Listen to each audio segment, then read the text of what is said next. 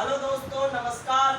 रामबाण क्लासेज के इस डिजिटल मंच पे आपका स्वागत है और मेरा नाम है बलराम योगी। और अपन बात किसकी कर रहे हैं? रणथंभौर के इतिहास के बारे में। तो जैसा कि पिछली क्लास में मैं आपको ये बता चुका हूँ कि किस प्रकार अजमेर का रीजन छोड़कर जो गोविंदराज चौहान है, ये 1194 में रणथंभौर में चौहान वंश को स्टेब्लिश करता है। इसके बारे में मैं पहले आपको बता चुका हूँ और साथ में मैंने आपको ये भी बताया था कि इस रणथंभौर के इतिहास में जो सबसे ज्यादा पराक्रमी सम्राट थे उनका नाम था हम्मीरदेव चौहान।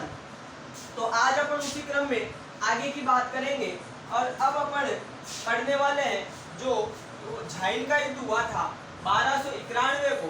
उसके बाद में जो अगला युद्ध होता है वह जैसे कि आपको पता होगा दिल्ली सल्तनत में 1296 में जलालुद्दीन खिलजी की अलाउद्दीन खिलजी के द्वारा हत्या कर दी जाती है और अलाउद्दीन खिलजी स्वयं शासक बन जाता है। तो ये जो अपना अगला युद्ध है इसकी अपन बात करते हैं। इससे पहले मैं आपको बताऊं दिल्ली सल्तनत के बारे में। तो इस समय दिल्ली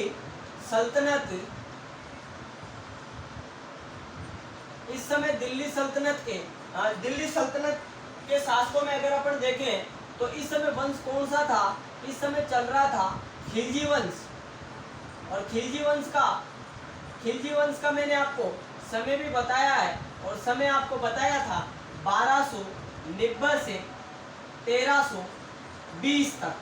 1290 से 1320 तक खिलजी वंश का समय रहा था और इस खिलजी वंश में दो शासक हुए थे, ऐसा मैंने पहले आपको बताया भी था।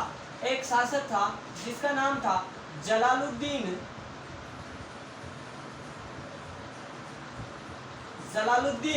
खिलजी और जो दूसरा शासक था उसका नाम क्या था? अलाउद्दीन खिलजी।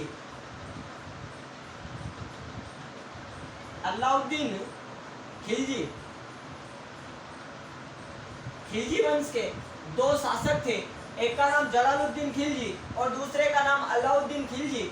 जलालुद्दीन खिलजी का समय बताया था मैंने आपको 1290 से 1296 तक और अलाउद्दीन खिलजी का भी समय मैंने आपको बताया था 1296 से 1316 तक। इस अलाउद्दीन खिलजी का समय रहा था और जलालुद्दीन खिलजी का समय 1290 से 1296 तक रहा था। तो ये जो खिलजी वंश के दोनों शासक थे जलालुद्दीन खिलजी और अलाउद्दीन खिलजी, ये रणथंभौर के शासक हम्मीरदेव चौहान के समकालीन थे। और हम्मीरदेव चौहान के अगर समय की बात करें, हम्मीरदेव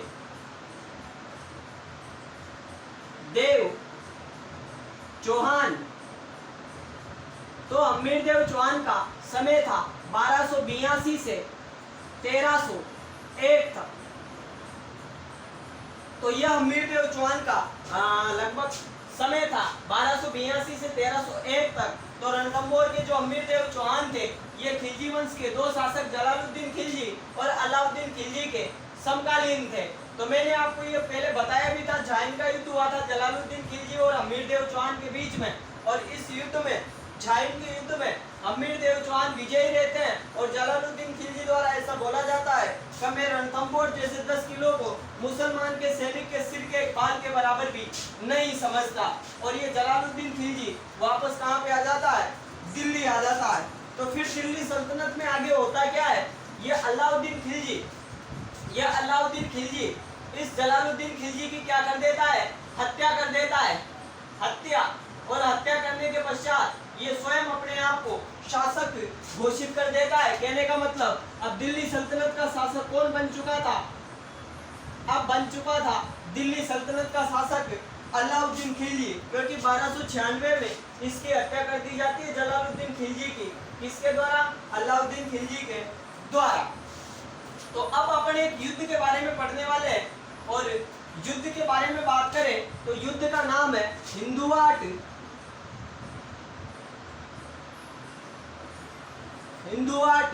घाटी का युद्ध। किसके बारे में पढ़ने वाले हैं अपन? हिंदुवाट घाटी के युद्ध के बारे में। और ये हिंदुवाट घाटी का युद्ध हुआ कब था, तो इसकी बात करें 1299 ईस्वी में ये हिंदुवाट घाटी का युद्ध हुआ था। और इस युद्ध में एक तरफ थे हम्मीर देव चौहान, हम्मीर, और दूसरी तरफ कौन थे इसमें, तो दूसरी तरफ थे इसमें अलाउद्दीन खिलजी। कौन थे, अलाउद्दीन खिलजी। देखो मैं आपको बताने का जो प्रयास कर रहा हूं उसको आप समझने का प्रयास करना। मैंने आपको बताया दिल्ली सल्तनत में जो खिलजी वंश चल रहा था, तो इस खिलजी वंश का समय 1290 से 1320 तक रहा था। इस खिलजी वंश में दो शासक हुए, एक का नाम था जलालुद्दीन खिलजी, दूसरे का नाम अलाउद्दीन खिलजी। जलालुद्दीन खिलजी का समय 1290 से 1296 तक रहा और अलाउद्दीन खिलजी का समय 1296 से 1316 तक रहा। अब होता क्या है, 1296 में अलाउद्दीन खिलजी के द्वारा इस जेके की हत्या मतलब जलालुद्दीन खिलजी की हत्या कर दी जाती है और स्वयं शासक बन जाता है। तो अब ये अलाउद्दीन खिलजी इस रणथंबोर पे अटैक क्यों करना चाहता है, इसके पीछे क्या कारण था, उसकी भी मैं आपको बात बताऊंगा। लेकिन इससे पहले मैंने आपको हिंदुवाट घाटी का युद्ध लिखा है, तो इस हिंदुवाट घाटी के युद्ध के बारे में भी अपन चर्चा करेंगे। लेकिन इससे पहले कि मैं आपको एक बात बताता हूँ कि इस अलाउद्दीन खिलजी और हम्मीर देव चौहान के बीच में यह युद्ध क्यों होता है हिंदुवाट घाटी का, इसके पीछे का कारण मैं आपको बताऊं, आप इसको नोट आउट कर सकते हो। अब अपन यहाँ पे बात करते हैं कि इस अलाउद्दीन खिलजी के द्वारा इस रणथंबोर वाले रीजन के ऊपर अटैक क्यों किया गया, इसके पीछे कुछ तो लॉजिक होगा। इसी वजह से यह जो अलाउद्दीन खिलजी थे इनके द्वारा इसके ऊपर आक्रमण किया गया। तो मैं आपको एक बात बताता हूँ, जैसे आपने नाम सुना होगा किसका, मंगोल का। मंगोल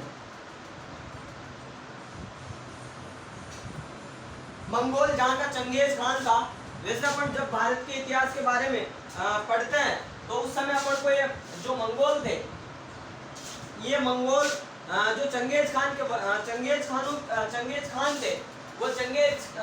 खान कहाँ से थे, मंगोल से थे। और ऐसा बताया भी जाता है बहुत से ग्रंथों में कि जो बाबर था, ये बाबर माता की दृष्टि से, कहने का मतलब अगर उसकी माता के हिसाब से देखें तो किसके, चंगेज खान के वंशज है। तो अभी उसका कोई मतलब नहीं है, मैं आपको जो बात बता रहा हूँ उसको समझने का प्रयास करना। मैंने आपको बताया मंगोल, और मंगोल के एक शासक थे जिनका नाम था मोहम्मद शाह।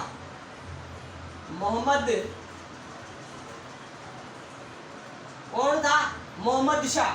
मैंने अभी आपको ये बताया है, अभी इस मैटर की अपन बाद में चर्चा करेंगे। पहले मैं आपको एक बात बता रहा हूँ, क्या मंगोल का एक शासक था जिसका नाम था मोहम्मद शाह। और दिल्ली सल्तनत के इस समय शासक कौन थे, दिल्ली सल्तनत के इस समय शासक थे इस समय दिल्ली सल्तनत के जो शासक थे उनका नाम था अलाउद्दीन खिलजी। इस समय दिल्ली सल्तनत के शासक कौन थे, अलाउद्दीन खिलजी। अभी मैंने आपको दो बात बताई है। एक बात मैंने आपको ये बताई, मंगोल का एक शासक था जिसका नाम था मोहम्मद शाह, और दिल्ली सल्तनत के इस समय शासक कौन थे, अलाउद्दीन खिलजी। अब अलाउद्दीन खिलजी के एक पत्नी थी, पत्नी या रानी जिसको मैं बोलूं, तो रानी का नाम भी रानी की तरह ही था। और नाम क्या था इसका, चिमना बेगम। क्या नाम था, चिमना बेगम, या इसी का दूसरा नाम मिलता है अपन को, मराठा बेगम। तो अभी तक मैंने आपको ये बताया है, मंगोल का जो शासक था जिसका नाम था मोहम्मद शाह, और अलाउद्दीन खिलजी जो दिल्ली सल्तनत के शासक थे, इनकी एक रानी थी, रानी का नाम था चिमना बेगम। और मैंने जब आपको जालोर पढ़ाया था उस समय ये बताया भी था कि जो अलाउद्दीन खिलजी की एक पुत्री भी थी और उसका नाम था फिरोजा। और किस प्रकार फिरोजा के द्वारा कानरदेव चौहान के द्वारा मामला सेट कर लिया जाता है। और कहावतों में तो ऐसा बताया भी गया है कि जो फिरोजा बेगम थी, कहने का मतलब जो फिरोजा थी, इस फिरोजा के द्वारा कानरदेव चौहान के कटे हुए सिर के साथ भी विवाह कर लिया जाता है।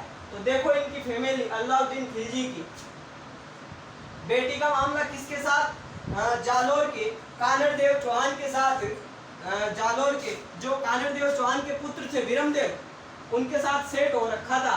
और अब मैं आपको क्या बता रहा हूँ कि ये जो मंगोल का था मोहम्मद शाह, ये मोहम्मद शाह क्या है, अलाउद्दीन खिलजी के दरबार में आता है, किसके लिए, मिलने के लिए। कहने का मतलब ये मित्र थे, आपस में क्या थे, मित्र थे, मित्र। कहने का मतलब अलाउद्दीन खिलजी के द्वारा मित्र भाव से, कहने का मतलब मित्रता, इन दोनों के मध्य में क्या थी, मित्रता। तो मित्र भाव से ये यहाँ दिल्ली में घूमने के लिए आ जाता है, कहाँ से, मंगोल से। और कौन आता है, मोहम्मद शाह। ये पहली बात। इसके बाद में क्या होता है, अलाउद्दीन खिलजी के दरबार में जब ये मोहम्मद शाह प्रवेश करता है तो इस मोहम्मद शाह की आंखें किससे मिल जाती है, चिमना से। आंखें मिलने का मतलब मोहम्मद शाह प्रेम कर बैठता है, किसके साथ, चिमना बेगम के साथ। मतलब मराठा बेगम के साथ इस मोहम्मद शाह के द्वारा प्रेम प्रसंग कर लिया जाता है। कहने का मतलब ये मोहम्मद शाह इस चिमना बेगम को पसंद करने लगता है। जब अलाउद्दीन खिलजी को इस बात का पता चलता है कि ये जो मोहम्मद शाह है ये अपनी जो सबसे प्रिय रानी है चिमना बेगम, इससे प्रेम करता है, तो अलाउद्दीन खिलजी के द्वारा क्या बोला जाता है, अलाउद्दीन खिलजी के द्वारा बोला जाता है किसको, मोहम्मद शाह को, कि भाई तू ऐसा कर, मेरी जो सारी प्रॉपर्टी है वो तू ले ले, लेकिन मेरी जो प्रिय रानी है क्या, चिमना बेगम या मराठा बेगम, इसको छोड़ दे। लेकिन क्या बोलता था ये मोहम्मद शाह कि भाई मैं भी सच्चा आशिक हूँ, और क्या शायरी मारता है, मैं वसूलों से बगावत नहीं करने वाला और तौहीन ए मोहब्बत नहीं करने वाला, ये नजराना मुझे पेश न करो साहिब, मैं चिमना को छोड़ के किसी और पे नहीं मरने वाला। ऐसा बोला किसने, मोहम्मद शाह ने। जब मोहम्मद शाह के द्वारा ऐसा बोला गया तो अलाउद्दीन खिलजी ने सोचा कि अब इसका मामला सेट करना पड़ेगा। तो अलाउद्दीन खिलजी के द्वारा जब इसके ऊपर आक्रमण किया गया, कहने का मतलब इसको मारने की साजिश की गई, तो ये मोहम्मद शाह यहाँ दिल्ली से रवाना होता है और कहाँ पे आ जाता है, रणथंभौर में आ जाता है। और रणथंभौर में किसके पास आ जाता है, तो रणथंभौर में आ जाता है ये किसके पास, हमीरदेव चौहान के पास। और हमीरदेव चौहान से ऐसा बोला जाता है इसके द्वारा, मोहम्मद शाह के द्वारा, कि भाई आप मेरी सहायता करो, ये जो अलाउद्दीन खिलजी है ये मेरे को मारना चाहता है। तो फिर क्या होता है, इस कहने का मतलब हमीरदेव चौहान के द्वारा मोहम्मद शाह को कहने का मतलब वचन दिया जाता है कि मैं जब तक मेरे शरीर में जान है तब तक मैं आपकी रक्षा करूंगा। ऐसा मतलब आश्वासन दिया जाता है हमीरदेव चौहान के द्वारा, किसको, मोहम्मद शाह को। तो कहने का मतलब यह है, हमीरदेव चौहान के ऊपर आक्रमण क्यों किया गया, अलाउद्दीन खिलजी ने आक्रमण क्यों किया, एक तो कारण यह बना कि जो मोहम्मद शाह था, इस मोहम्मद शाह को शरण दी गई थी हमीरदेव चौहान के द्वारा। उसके अलावा ये जो अलाउद्दीन खिलजी था ये अपने कहने का मतलब ये जो अलाउद्दीन खिलजी था ये जलालुद्दीन खिलजी की हार का भी बदला लेना चाहता था। उसके अलावा रणथंभौर दुर्ग सांस्कृतिक और ऐतिहासिक दृष्टि से काफी महत्वपूर्ण स्थान रखता था, धन संपदा की दृष्टि से। उसके अलावा बात करें अपन सामरिक दृष्टि से, इसी कारण कहने का मतलब ये जो अलाउद्दीन खिलजी था ये रणथंभौर के ऊपर अटैक करना चाहता था। तो इसके पीछे मैंने आपको दो कारण बताए हैं। एक तो बताया मैंने आपको ये मोहम्मद शाह को शरण दे दी गई, किसके द्वारा, हमीरदेव चौहान के द्वारा, पहला कारण। दूसरा कारण क्या है कि जो अलाउद्दीन खिलजी था ये जलालुद्दीन खिलजी की हार का बदला भी लेना चाहता था। उसके अलावा तीसरा कारण क्या बनता है कि ऐतिहासिक तथा सामाजिक और सांस्कृतिक दृष्टि से इस रणथंभौर दुर्ग का बड़ा महत्व था। तो अब अपन आगे के युद्ध की बात करते हैं। ये छोटी सी कहानी थी जो मैंने आपको बताई कि मोहम्मद शाह को शरण दे दी गई थी और ये मोहम्मद शाह चिमना से प्रेम करता था और चिमना को छोड़ना नहीं चाहता था। तो ऐसे करके ये मामला हुआ। अब अपन हिंदुवाट घाटी के युद्ध के बारे में चर्चा करते हैं। कौन सा युद्ध, हिंदुवाट घाटी का युद्ध। तो जैसे अपन बात करें हिंदुआट घाटी का युद्ध, तो एक तरफ मैंने आपको बताया है हम्मीरदेव चौहान रणथंभौर के प्रतापी शासक और दूसरी तरफ दिल्ली सल्तनत के शासक अलाउद्दीन खिलजी। तो अब इनके बीच में होता क्या है, सुनो आप। हम्मीरदेव चौहान के दो सेनापति, एक का नाम भीम सिंह और दूसरे का नाम क्या था, ये तो था भीम सिंह और दूसरे का नाम क्या था, धर्म सिंह। और इधर अलाउद्दीन खिलजी की तरफ से कौन आया, एक तो आया उलुग खां और दूसरा कौन था, नुसरत खां। मेरे बोलने का मतलब यह है, हिंदुआट घाटी के युद्ध में अलाउद्दीन खिलजी की तरफ से कौन गया, उलुग खां और नुसरत खां, और इधर हम्मीरदेव चौहान की तरफ से भीम सिंह और धर्म सिंह युद्ध में आए। तो इन भीम सिंह और धर्म सिंह दोनों ने मिलके ये सोच रखा था कि अपन अगर इन दोनों में से एक का मामला सेट कर देंगे, कहने का मतलब एक को अगर अपन परास्त कर देंगे या मृत्यु को प्राप्त करवा देंगे, तो इधर सेना में खलबली मचेगी और सेना अपने आप ही भाग जाएगी। तो होता क्या है, भीम सिंह और धर्म सिंह दोनों के द्वारा इस नुसरत खां की क्या कर दी जाती है, हत्या। अब ये एक बार पूछा भी गया है, आप इसको ध्यान रखना विशेष रूप से, अलाउद्दीन खिलजी के रणथंभौर आक्रमण के दौरान अलाउद्दीन खिलजी का कौन सा सेनापति मारा गया था, ये रेट लेवल फर्स्ट में पूछा जा चुका है। तो उसमें नुसरत खां मारा गया था और हम्मीरदेव चौहान की तरफ से कौन मारा गया, तो हम्मीरदेव चौहान की तरफ से मारा गया था इसमें भीम सिंह। मतलब इसकी भी क्या हो गई, मृत्यु। अब मृत्यु कैसे हुई, ये मैं केवल आपको समझाने के लिए बोल रहा हूँ। कहने का मतलब आपको ये याद रखना है, इस युद्ध के दौरान हम्मीरदेव चौहान का कौन सा सेनापति मारा गया, भीम सिंह, और अलाउद्दीन खिलजी का कौन सा सेनापति मारा गया, नुसरत खां। जब इस भीम सिंह की मृत्यु हो जाती है और धर्म सिंह वापस किसके पास में जाता है, हम्मीरदेव चौहान के पास में, तो हम्मीरदेव चौहान के द्वारा इस धर्म सिंह को, कहने का मतलब इसकी भीम सिंह की मृत्यु के लिए जिम्मेदार माना जाता है और इसको सेनापति के पद से हटा दिया जाता है। और जब इसको सेनापति के पद से हटा दिया जाता है तो ये कहाँ पे चला जाता है, ये चला जाता है दिल्ली। और दिल्ली किसके पास चला जाता है, ये दिल्ली चला जाता है वापस अलाउद्दीन खिलजी के पास। कहने का मतलब अलाउद्दीन खिलजी के पास जब इसको धर्म सिंह को इस भीम सिंह की मृत्यु का कारण मान लिया जाता है, तब ये धर्म सिंह क्या करता है, यहाँ से रवाना होता है और रवाना होते हुए दिल्ली आ जाता है। और दिल्ली आने के बाद में किसके साथ मिल जाता है, अलाउद्दीन खिलजी के साथ में मिल जाता है और रणथंभौर पर जो अगला अटैक होगा उसके लिए प्रोत्साहित करता है। तो आपको इसमें ये याद रखना है, हिंदुआट घाटी का युद्ध कब हुआ और किस किस के बीच में हुआ, और इस युद्ध के दौरान हम्मीरदेव चौहान का तो कौन सा सेनापति मारा गया और अलाउद्दीन खिलजी का कौन सा सेनापति मारा गया। अलाउद्दीन खिलजी का नुसरत खां मारा गया और हम्मीरदेव चौहान का भीम सिंह ये सेनापति मारा गया था। इसके बाद में अब अपन पढ़ने वाले हैं जो अगला युद्ध है 11 जुलाई 1301 का रणथंभौर का युद्ध।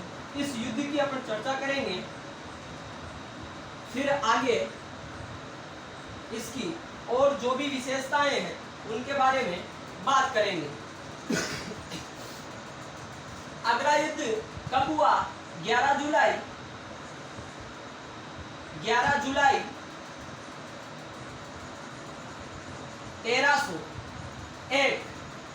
11 जुलाई 1301 ईस्वी को। युद्ध कौन सा था, रणथंभौर का युद्ध। रणथंभौर का युद्ध, युद्ध कौन सा था, रणथंभौर का युद्ध। एक तरफ शासक कौन, हम्मीरदेव चौहान रणथंभौर के प्रतापी राजा, और दूसरी तरफ दिल्ली के शासक कौन थे, दिल्ली के शासक थे अलाउद्दीन खिलजी।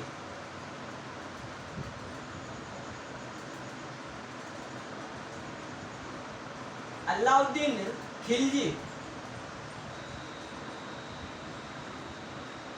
दूसरी तरफ कौन थे, अलाउद्दीन खिलजी। और रणथंभौर का युद्ध हुआ कब था, बार बार एग्जामों में पूछा जा चुका है। रणथंभौर का युद्ध कब हुआ? रणथंभौर का युद्ध कब हुआ? तो आपको बताना है 11 जुलाई 1301 को रणथंभौर का युद्ध हुआ। एक तरफ हमीरदेव चौहान और दूसरी तरफ अलाउद्दीन खिलजी जो दिल्ली के प्रतापी राजा थे।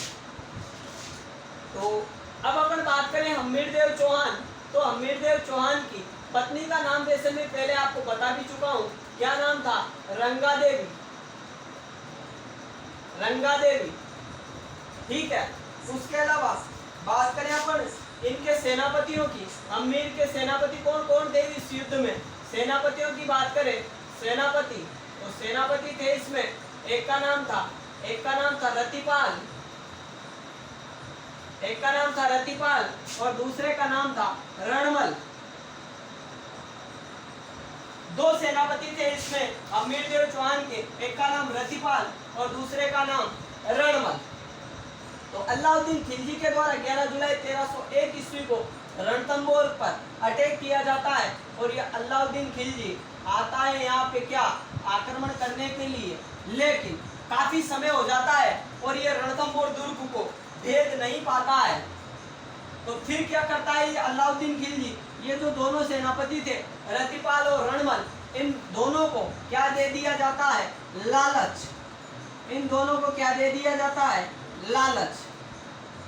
और लालच देने के बाद में ये जो रतिपाल और रणमल है ये दुर्ग के गुप्त रास्ते अलाउद्दीन खिलजी को बता देते हैं। और इस रंगा देवी के द्वारा तो क्या होता है? इस रंगा देवी के द्वारा होता है जौहर, जौहर। और हमीरदेव चौहान के द्वारा क्या होता है? केसरिया।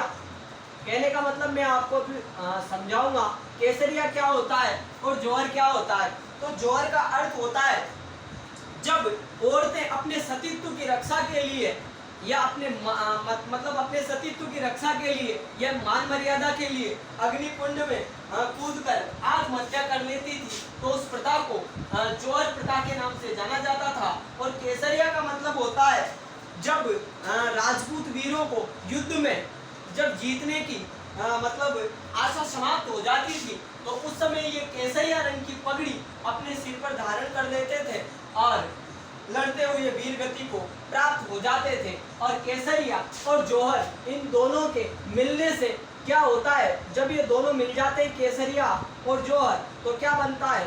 शाखा बनता है। और ये राजस्थान के इतिहास का पहला शाखा था। राजस्थान के इतिहास का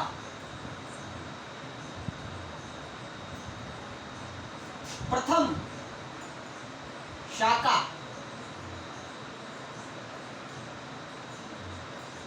राजस्थान के इतिहास का यह पहला शाखा था। दूसरा शाखा तो वैसे चित्तौड़ में होता है, लेकिन राजस्थान के इतिहास का पहला शाखा कहाँ पे हुआ? हमारे इस रणथंभौर में हुआ था। और हमीरदेव चौहान लड़ते हुए इसमें वीर गति को प्राप्त हो गए थे।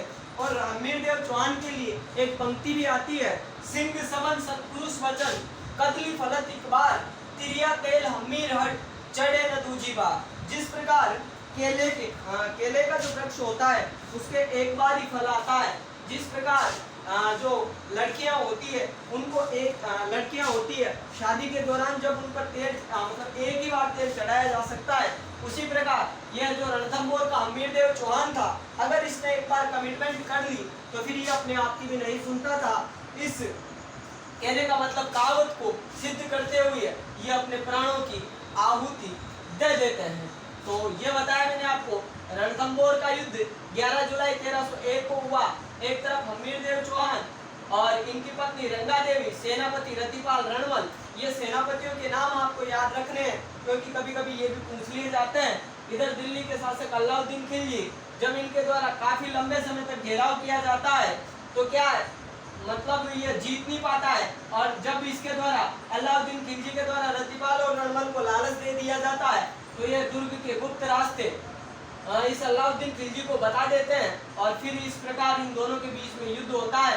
और युद्ध में रंगा देवी के द्वारा जौहर और इसके द्वारा हमीरदेव चौहान के द्वारा केसरिया किया जाता है।